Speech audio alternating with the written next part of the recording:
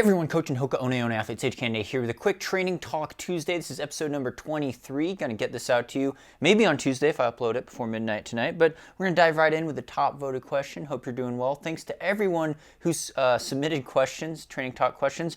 And you know, this one I looked back on my log, on my playlist here on YouTube. I realized I did kind of answer this question in a training talk like 6 years ago, talking about heat training, but it was something I attacked more in terms of slowing down pace, which I want to touch on, but also the mental side of things. So here's the question. Hi Sage, suggested training talk. How to run long physically and mentally in oppressive heat and humidity? Example, 90 degrees to 105 degrees Fahrenheit, 30 to 40 degrees Celsius with 60% plus humidity. So I know, some of you, especially if you're in the northern hemisphere and it's summer now, you're in a hot environment. Say you live in, it's been hot here in Boulder actually, about 100-degree days, but we have dry heat. Whereas if you're in other places in the world, you could have very high humidity. Maybe the all-out temperature is not quite as high, but as you know from running in high humidity, over 60, 70%, maybe some of you 90%, it feels very oppressive. It's hard for your body to cool itself off. And if there's sunlight out, the UV intensity matters, the air quality matters, and this slows us down. This slows it down. And this is what I talked about. I'll link to my training talk I did again 6-7 years ago on heat training. Sandy also did a great video on her channel about heat and humidity training and how it's kind of like, they call it the poor man's altitude training, so to speak, because it slows you down in a very similar way. So the first thing you have to think about is you're going to have to throw your expectations for pace kind of out the window. It's hard sometimes if you're trying to, run a certain time, qualify for Boston Marathon or run a PR. I actually qualified for my first Olympic trials marathon at the Grandma's Marathon when it was like 70, 75 degrees out and it was pretty hot and people said you can't do it, but I went out there in the heat and really suffered. I ended up in a wheelchair at the finish line, but I digress. It's you gotta usually slow down quite a bit. How much you slow down depends on how well acclimated you are. So if you live in Florida or somewhere hot and humid, you probably get used to it, a little more tolerant of the heat than if you're coming from the north up where it's cold and then you get thrown into a really hot and humid environment. So you think of like an ultra running Western States 100, it's generally very, very hot. Almost every year at the Western States 100 it's hot. And you're running an ultra marathon, 100 miles through these canyons in California, super hot and dry. You want to do, the elite runners generally do heat training for it, right? They train in the Grand Canyon, they go to, Phoenix, Southern California, they sit in a sauna, try to acclimate way in advance before it shocks the system. It's still going to shock your system. So, if you're training in that environment, you have some strategies. You have to realize you have to be patient. And if it's a seasonal thing, more power to you. If it's something where it's always hot, maybe where you live, you have to wake up super early in the morning sometimes or train super late at night after the sun goes down. Could be a problem if there's snakes or something like that, or it interrupts your sleep schedule. So it's a balance. It's tough physically and it's also tough mentally, and that's really the focus I want to get on in the second part of this talk is the mental strategies for coping with it. But I've been there. I went to school in New England. I trained in the Midwest, pretty hot and humid summers there. Did some stints in Florida as well. And you got to adjust your pace. That's the first thing. Slow things down. If you're racing or doing a hard workout, realize that you're going to have to go quite a bit slower. Maybe it's 10 seconds a mile slower. Maybe it's 20 or 30 seconds per mile slower, right? 15 seconds per kilometer slower. Depends on how tolerant you are. Depends exactly on how hot it is. And like I said, the humidity really matters in this equation. It's much like altitude. It's going to slow you down kind of exponentially. So that's a real tough thing.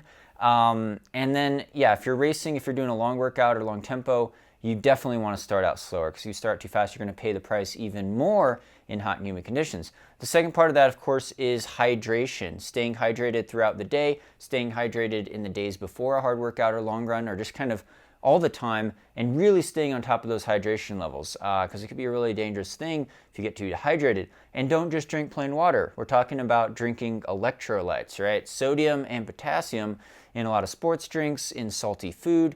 Your sodium levels may vary depending on your other things in your diet as well. Some people have too high sodium, but generally that balance is very, very important for optimal hydration of the muscles.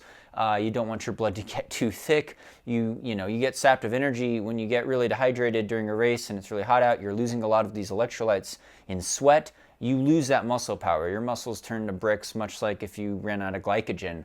And so you will have total body shutdown, and then if it gets really dangerous, it could be fatal. So it's a very sensitive thing. It's a very dangerous thing. How much you drink exactly depends on your body weight, again, your sweat rate, the sodium loss, or electrolyte loss, I should say, as well as how hard you're running, what intensity you're running at. But generally, most people are going to need a lot more fluid and hydration in warmer temperatures. So it's something that you might consider even going out for a short flat run here in Boulder some days. I even carry a handheld water flask, over a half liter full of electrolyte fluid, my Spring Energy, check them out, enter code SAGE, to get some sodium and potassium. And, you may be looking at 200, 300, 500 milligrams of sodium an hour, and maybe looking at, a liter an hour ideally for some people of fluid. That's harder to carry in a handheld though. You need fluid stations, or I swing back to my car on some long runs in the summer, go out to the Boulder Reservoir, park my car on the little 4 or 5 mile loop, and if I have a 20-mile run, I could swing by my car 3 or 4 times and get a fresh bottle, maybe dunk some cold water on my head to rehydrate. Because in school we used to try to go out for these 2-hour long runs in the heat without any handhelds or any fluid support, and you just get really massively dehydrated. It's not very healthy for you generally. So constantly be drinking in fluids, but not just plain water, taking in some electrolytes as well. Again, if you take in too much salt, throw off your electrolyte balance, it could cause some stomach distress, but you're probably going to need some sodium and potassium as well as carbohydrates on a longer run. So that's a good way to get in hydration. You could also drink some plain water, of course, as well, especially if you're taking something like a gel on a longer type of run or during a race. The mental aspect of that is, part of that's just letting go of the expectations of how fast you could run if it wasn't hot or humid out, right? Slowing down the pace, breaking things down into smaller segments, thinking more strategically, focusing on the details of what you're doing to combat this weather. The idea that you want to you can't control the weather, right? If it happens to be a really rough day for your marathon, you're still going to run. You're not going to run as fast of a time probably, so you have to be smarter. And so, you can't control the weather. Throw that aside. Focus on what you can control. Focus on the hydration strategy, the nutrition strategy, the pacing strategy even more. Realize that clothing choice could very well matter. A lot of people in these extreme races like Western States, I keep saying that one because that's one I've done when it's pretty hot all the time. They wear maybe like arm sleeves, like white arm sleeves, reflective, light colored clothing to help protect their skin, but then also, they're throwing ice cubes down their arms next to, this area of your arm with the ice cube, maybe wearing a hat, sheltering your head from the sun, right? You could put some ice in there too. Some people put some ice on the back of their neck to try to cool off, but keep, light.